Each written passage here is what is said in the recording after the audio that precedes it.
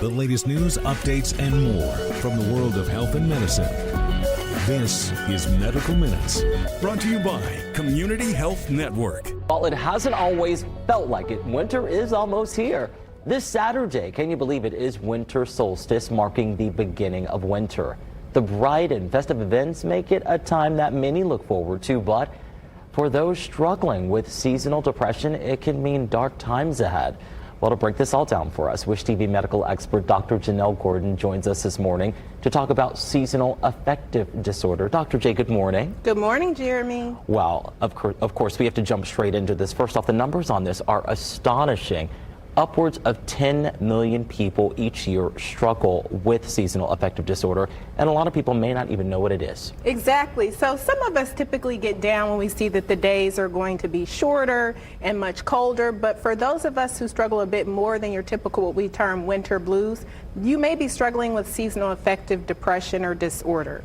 Now, when it comes to seasonal affective disorder, a lot of people lump it in with depression just because a lot of those symptoms mimic each other, but there are a couple differences. There are some differences. So the key difference between your depression, general depression disorder, and seasonal affective disorder or seasonal affective depression, these symptoms are going to occur with the onset and remission of the cold weather or winter months. So typically individuals will start experiencing these symptoms in late fall, early winter, and then they'll start to subside during the late spring and early summer. And your typical symptoms include depressed mood, decreased interest in pleasurable activities, and not just things that we would typically do outside in warm weather, but things that you may typically like to do during the summer months, indoors even. You may find yourself not being interested in doing them at all once the weather starts to change. You may find that you're more sleepy, or you could be even sleeping more. So what we've seen is that people with seasonal affective disorder may sleep an extra hour during the winter months when they're having difficulty with these symptoms. They may also have decreased appetite,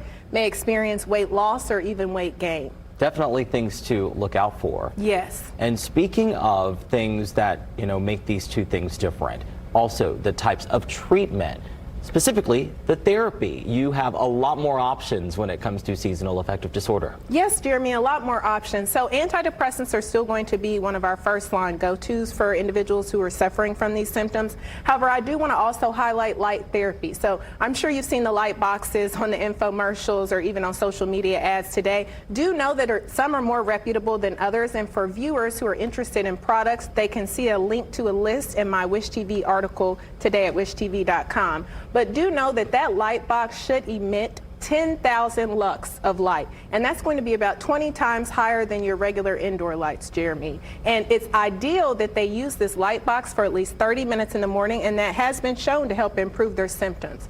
Also, is similar to other mental health disorders, talk therapy, a form of cognitive behavioral therapy, or CBT, is another option. And so a therapist can help an individual who's suffering reframe some of those unhelpful thoughts into more positive ones. So yes, we know that the days are shorter. Yes, we know that it's colder outside. You may not be able to enjoy some of those activities that you typically do in the warmer months, but how can we put a positive spin on it? All great things to know. Now, of course, we cannot keep winter from coming, but what can we do, or what can we change about our lifestyles to kind of stave off the winter blues? Yes, so I always recommend that individuals try to keep a consistent sleep schedule. Now, it's not always possible, especially for those of us working shift work and shifts that change, but as close to it as you can get as possible is going to be ideal in helping prevent this. Also, I want you to get out and get active. The earlier in the day that you can actually get natural light can be helpful as well. Any other information viewers are interested in, they can check out in the article today, Jeremy. Well, thank you, Dr. J, for all of these helpful tips to help keep us merry and bright this holiday season. Keeping that attitude of gratitude, Jeremy. You got it. We're going to carry it right on into 2025, that's for sure. This is Medical Minutes, brought to you by Community Health Network. Learn more and get more with Wish TV. Online at wishtv.com, and when you follow Wish TV on Facebook, be sure to check out more great podcasts from the All Indiana Podcast Network now. Now at allindianapodcastnetwork.com.